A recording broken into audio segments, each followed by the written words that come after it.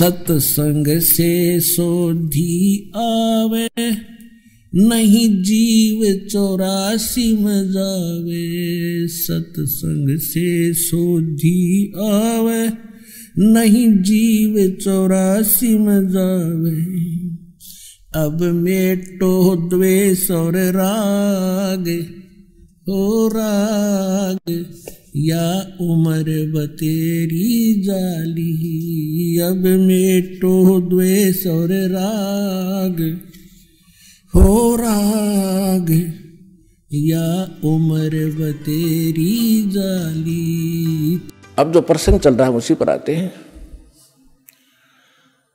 कि परमात्मा ने 600 वर्ष पहले आकर कहा था, अक्षर पुरुष एक पेड़ है, निरंजन वाकी डारे, तीनों देवा शाखा है, भाई पात रूप संसारे। अक्षर पुरुष एक पेड़ है, सरपुरुष वाकी डार, और तीनों देवा उसके आगे शाखा हैं, ये पात रूप संसार। अब आपको बहुत बार उल्टा लटका हुआ संसार रूपी वृक्ष का एक चित्र बनाया है, वो दिखाया है। तो परमात्मा ने मूल को छोड़ दिया, जो जमीन से बाहर दिखाई देता वो सारे पार्ट बता दिए। तना उसको अक्षर पुरुष समझो, उससे तने से मोटी डाहर निकले उसको सरपुरुष, और सरपुरुष के आगे फिर वो 3 शाखाएं हों, रजगुण ब्रह्मा सतगुण विष्णु तमगुण शिव जी, ये शाखा समझो, इतना बता दिया। और पात रूप संसार। फिर इस दास को भेजा ये बताने के लिए कि मूल कौन है। ये जड़ वही है जो सबका धारण पोषण करता है, सबका उत्पन्न करने वाला है, सबका संरक्षक है, जो सर्व सुखदायी है, जो परम अक्षर ब्रह्म, जो अविनाशी परमात्मा है, वो वही है। कौन? अब दास ने बताया कि इसमें परमात्मा को पहचानने में दोनों पहलू काम करेंगे। एक तो हमारी थ्योरी, हमारा जो सिलेबस पाठ्यक्रम, और साथ में प्रैक्टिकल। पाठ्यक्रम बता रहा है और फिर वो प्रैक्टिकल, जिन्होंने प्रैक्टिकल किया, उन महापुरुषों ने जिनको भगवान मिले, सचखंड लेकर गए, सतलोक ले गए, फिर वापस छोड़ा, उनमें से 6-7 शुभ नाम दास का याद है। आदरणीय धर्मदास साहिब जी, गांव बांधवगढ़, मध्य प्रदेश, वर्तमान में छत्तीसगढ़ होगा वो। और आदरणीय मलुकदास साहिब जी, आदरणीय नानक साहिब जी, जो सिख धर्म के प्रवर्तक माने जाते हैं। आदरणीय दादू साहिब जी, आदरणीय गरीबदास साहिब जी, गांव छुरानी, जिला जज्जर, हरियाणा वाले। आदरणीय गीसा दास साहिब जी, गांव खेखड़ा, जिला बागपुर, उत्तर प्रदेश वाले।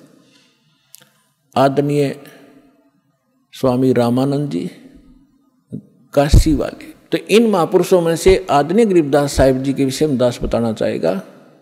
उन्होंने कहा कि हम सुल्तानी नानक तारे दादू को उपदेश दिया, जात जुलाहा भेद न पाया, वो काशी माहे कबीर हुआ।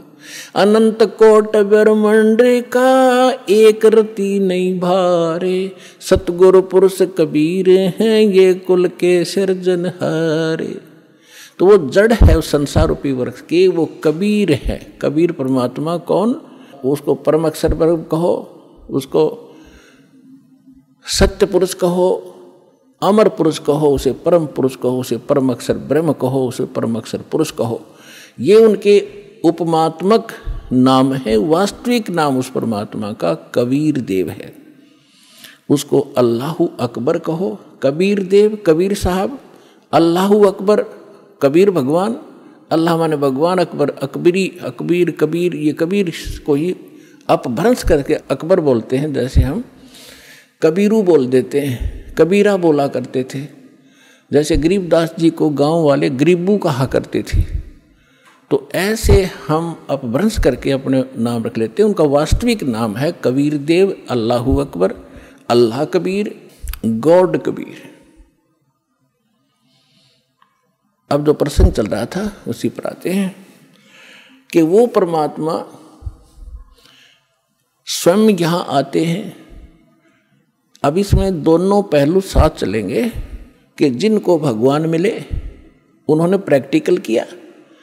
और जो हमारे सदग्रंथ आज तक हमें ज्ञान दे रहे थे, हमारे धर्मगुरु समझ नहीं सके, वो हमारा दुर्भाग्य और उनका भी दुर्भाग्य कहेंगे, क्योंकि वो उनकी बुद्धि काल के वश थी। अब हम सतगुरु शरण में आ गए तो हमारे ऊपर काल की जकड़ नहीं रही, इसलिए आप इस ज्ञान को समझ रहे हो। जिस दिन आपका नाम खंड हो जाएगा, यहाँ से कनेक्शन कट गया, परमात्मा का पंजा आपसे उठ जाएगा, आपको यही शब्द कड़वे लगने लग जाएंगे। और ये हमारे यहाँ भक्त भी आपको बुरे बुरे दिखाई देंगे, क्योंकि काल प्रवेश कर जाएगा, आपकी बुद्धि को भ्रष्ट कर देता है। आज तक ब्रह्मा विष्णु में इसकी गांठ बांध रखी, इसने चक्कर बांध रखा, समझने नहीं दिया। आपकी क्या औकात, आप इस मालिक की शरण से दूर होकर आप सुखी हो जाओगे।